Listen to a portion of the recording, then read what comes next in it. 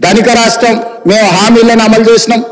ఇక మేము సత్యహరిచంద్రుడు కూడా మమ్మల్ని చూసే నేర్చుకోవాలి, ఆయన కూడా మమ్మల్ని ఆదర్శంగా తీసుకోవాలి. ఇట్లాంటి మాటలు మాట్లాడుతుంటే పర్వాలేదు, వాళ్ళ గొప్పతనాలు వాళ్ళు చెప్పుకుంటే, నా ఇప్పు నువ్వు గోకు, నీ ఇప్పు నేను గోకుతా అనే పాలసీలో వాళ్ళ గురించి వాళ్ళు గొప్పలు చెప్పుకుంటా అంటే నాకు అభ్యంతరం లేదు. కానీ ఒకటి రెండు విషయాలు, తెలంగాణ సమాజం వ్యవసాయ కూలీలు, వ్యవసాయ రైతులు, వ్యవసాయం మీదనే ఆధారపడ్డ ప్రజలు తెలంగాణలో దాదాపుగా 70% ఉన్నారు. 2014 ఎన్నికలలో ఘనత వహించిన చంద్రశేఖరరావు గారు రైతులకు ఇచ్చిన హామీ ₹1,00,000 రుణమాఫీ చేస్తా అని అధ్యక్ష. ఎన్నికలయ్యి అధికారంలోకి వచ్చిన తర్వాత ఏకదాటిగా ₹1,00,000 మేము రుణమాఫీ చెయ్యము, 4 విడతలుగా చేస్తామన్నారు అధ్యక్ష. ప్రతి సంవత్సరం మేము 25,000 4 విడతలే చేస్తామన్నారు. వీళ్ళు మొదటి 5 సంవత్సరాలు 2014 నుంచి 2018 వరకు ఎన్నికల వరకు వీళ్ళు చేసిన రుణమాఫీ ₹16,143 కోట్ల అధ్యక్ష. ఇందులో 4 విడతలుగా వీళ్ళు రుణమాఫీ చేసినందుకు, 4 సంవత్సరాలు వాయిదాల మీద చేసినందుకు దాదాపుగా మిత్తి కింద ₹2,630 కోట్ల పోయింది అధ్యక్ష. నికరంగా మిగిలింది వీళ్ళు చేసింది మొదటి 5 సంవత్సరాలలో ₹13,514 కోట్ల అధ్యక్ష. మొదటి విడత 5 సంవత్సరాలు కలిపి వారు చేసిన రుణమాఫీ. రెండవ విడత మళ్ళీ చెప్పింది అధ్యక్ష, మొదటిసారి చేయలేకపోయినాం, రెండవసారి గ్యారెంటీగా చేస్తాం, ఈసారి మమ్మల్ని నమ్మండి అన్నారు.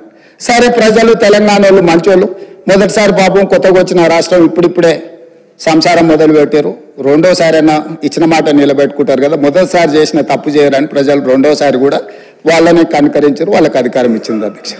రెండోసారి ఏం చేసింది అధ్యక్ష, మొదటిసారి అయినా 4 సంవత్సరాలు ప్రతి సంవత్సరం కొంత 4 సంవత్సరాలు ఇచ్చింది అధ్యక్ష. రెండవసారి 4 సంవత్సరాలు ₹1 ఇవ్వాలి అధ్యక్ష. ఆఖరి సంవత్సరంలో వాళ్ళు చేసిన రుణమాఫీ ఎంత అంటే 21,35,557 మంది రైతులు అధ్యక్ష.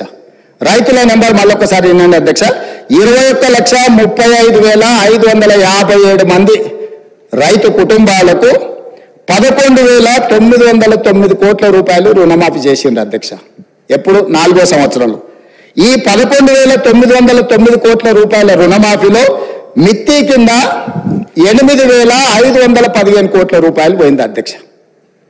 కొండ నాలుకకు మందేస్తే ఉన్న నాలుక ఊడిపోయిందని వీళ్ళు ₹11,909 కోట్ల రెండో విడత 4 సంవత్సరాల తర్వాత రుణమాఫీ చేస్తే 4 ఏళ్ళు వీళ్ళు 0 రుణమాఫీ చేసినందుకు మిత్తి కింద ₹8,515 కోట్ల పోయింది అధ్యక్ష. రెండు కలిపి 10 సంవత్సరాల వాళ్ళ పరిపాలనలో 2 సార్లు అధికారాన్ని ప్రజలు వాళ్ళకు అప్పచెప్తే రెండోసారి 3,394 కోట్లు, మొదటిసారి చేసిన రుణమాఫీ 2 కలిపితే 10 సంవత్సరాలలో 16,908 కోట్ల వాళ్ళు రుణమాఫీ చేసిండ్రు అధ్యక్ష.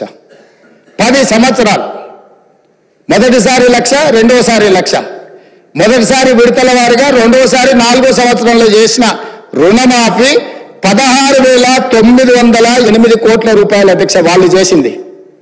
ఇక నన్ను అడుగుతున్నారు, నువ్వు ఎన్నికలలో హామీ ఇచ్చినావు కదా, నువ్వు చేసినావా చేయలేదని. నేను అది కూడా చెప్తా అధ్యక్ష.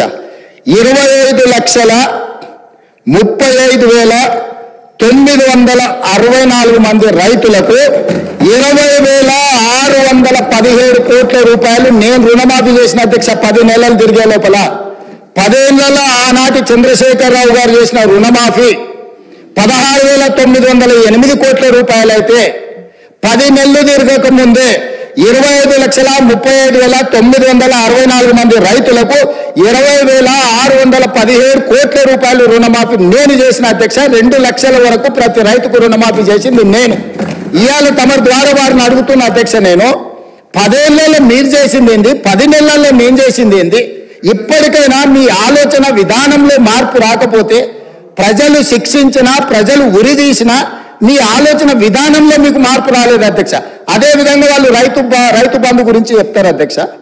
రైతు బంధు వాళ్ళు ఎన్నికల ముందల ఎగనామ పెట్టి ఎలక్షన్ కోడ్ను అడ్డం పెట్టి పారిపోయింది అధ్యక్ష. పారిపోతే ఎన్నికల కోడ్ను అడ్డం పెట్టుకొని ప్రజలకు పంగనామం పెట్టి పారిపోతే ఎన్నికల తర్వాత డిసెంబర్ 7, 2023 నాడు నేను అధికారం చేపట్టిన తర్వాత వాళ్ళు ఎగ్గొట్టిన రైతు బంధు 7,625 కోట్ల రూపాయలు నేను చెల్లించిన అధ్యక్ష. వాళ్ళు పారిపోయినారు కదా అని నేను వదిలేయలే. రైతుల పట్ల నాకున్న చిత్తశుద్ధి, వాళ్ళు ఇస్తామని ఎగనామం పెట్టిన రైతు బంధు పథకాన్ని కూడా నేను ముఖ్యమంత్రిగా బాధ్యత చేపట్టిన తర్వాత మా మిత్రుడు బట్టి విక్రమార్క గారు ఆర్థిక మంత్రిగా, అయ్యో రైతులు మనోళ్ళు, దిగిపోయినోడు ఎట్లాగో దిగిపోయినోడి మీద మన నెపం నెట్టేసి రైతులకు అన్యాయం చేయొద్దు, ఈ రైతులను ఆదుకోవాలని 7,625 కోట్ల రూపాయలు మొదటి విడత రైతు బంధు పథకాన్ని నేను చెల్లించిన వాళ్ళు పంగనామాలు పెట్టిన రైతు బంధు అధ్యక్ష. రెండవసారి 4,666 కోట్ల 59 లక్షలు. ఇప్పుడు నేను రుణమాఫీ వీళ్ళు సంవత్సరానికి 10,000 అంటే దాన్ని పెంచి సంవత్సరానికి 12,000గా మార్చి వాళ్ళకి ఈరోజు 4,666 కోట్ల 59 లక్షల రూపాయలు ఈరోజు రైతులకు రైతు భరోసా పథకం కింద నేను చెల్లించిన అధ్యక్ష. టోటల్గా ఇప్పటి వరకు రైతు భరోసా పథకం కింద 12,291 కోట్ల 73 లక్షలు ఈరోజు నేను రైతులకు రైతు భరోసా పథకం కింద నేను ప్రభుత్వాన్ని ఏర్పాటు చేసిన తర్వాత నేను చెల్లించిన అధ్యక్ష. అదే రకంగా ఆనాడు వరేస్తే ఊరేసుకున్నట్టని వాళ్ళు మాత్రం వరి పండించుకొని ఫామ్ హౌస్లో 150 ఎకరాల కావేరీ సీడ్కు 4,500 రూపాయల క్వింటాల్ అమ్ముకున్నారు అధ్యక్ష. రికార్డు ఉంది. 4,500 అధ్యక్ష. వాళ్ళు పండించిన వడ్ల ఫామ్ హౌస్లో బంగారం పండుతుంది అధ్యక్ష. 4,500 రూపాయలకు క్వింటాలేమో దొరగాడి ఒట్లు కొనుక్కుంటారు.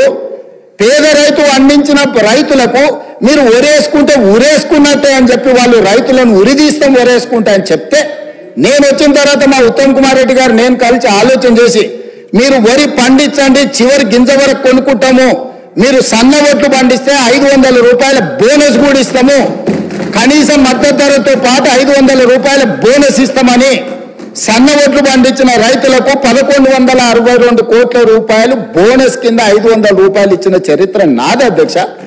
సంవత్సరం తిరిగే లోపల రైతులకు మేము అందించింది ఇది ఉచిత కరెంటు.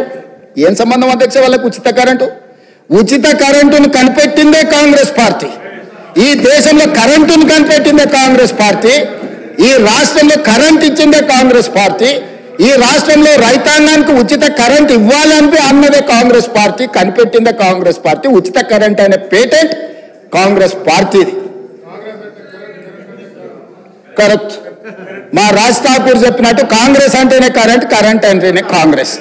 అట్లాంటి కాంగ్రెస్ పార్టీ కరెంటు మీద, ఉచిత కరెంటు మీద 29,14,692 మంది రైతులకు 15,333 కోట్ల రూపాయలు రైతులకు ఉచిత కరెంటు కోసం మా ప్రభుత్వం నిధులు వెచ్చించింది అధ్యక్ష. అదేవిధంగా రైతు బీమా మీరు అంటున్నారు, రైతు బీమా ఈ పథకాన్ని కొనసాగించినాం.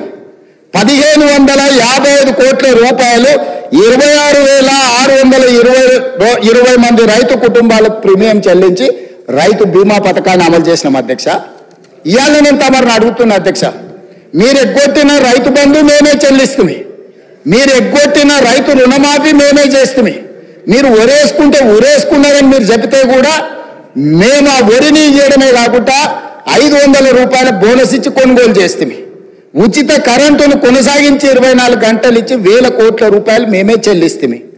ఇవాళ రైతు బీమా పథకాన్ని మేమే చేస్తాం. ఎన్నికల హామీలను ఎక్కడ అమలు చేయలేదు అధ్యక్ష. మీరు 10 ఏళ్ళు చేయలేని పనులు 10 నెలల్లో మేము చేసినప్పుడు కళ్ళల్లో నిప్పులు పోసుకునే బదులు, కడుపులో కత్తులు పెట్టుకొని కౌగులించుకునే బదులు, అరే పిల్లగాడు అయినా యువకుడు అయినా బాగా చేసినవా, మంచిగా ఉంది, ఇంకా కష్టపడు, ఇంకా కొంచెం బాగా చేయని ప్రోత్సహించినట్టు మాట్లాడవచ్చు కదా ప్రతిపక్ష నాయకుడు వచ్చి. వారి వయసుకి వారి అనుభవానికి మేము గౌరవం ఇస్తామని కదా అధ్యక్ష. వారు ఒక్క రోజైనా ఒక్క మాట అయినా ఈ ప్రభుత్వం నన్ను అభినందించడం వారికి ఇష్టం లేకపోవచ్చు, ఎందుకంటే వారి కుర్చీని నేను గుంజుకున్నా కాబట్టి వారికి నా మీద కోపం ఉండొచ్చు, తప్పులేదు. కానీ ప్రభుత్వాన్ని నన్ను అభినందించాలి కదా అధ్యక్ష. ఇది పక్కన పెడితే వడగండ్ల వానలు గతంలో ఎన్నడూ అకాల వర్షాల వల్ల, వడగండ్ల వల్ల పంట నష్టం జరిగితే ఏ రోజు ఇయ్యలే. ఈ రోజు వడగండ్ల వానతోనే అకాల వర్షాలతో పంట నష్టం జరిగితే ప్రాంతాలు పర్యటించి ఎకరాకు 10,000 రూపాయల దాకా పంట నష్టపరిహారం మేము అందించినాం అధ్యక్ష. అట్లా కూడా రైతులను మేము ఆదుకున్నాం. అదేవిధంగా ఇప్పుడు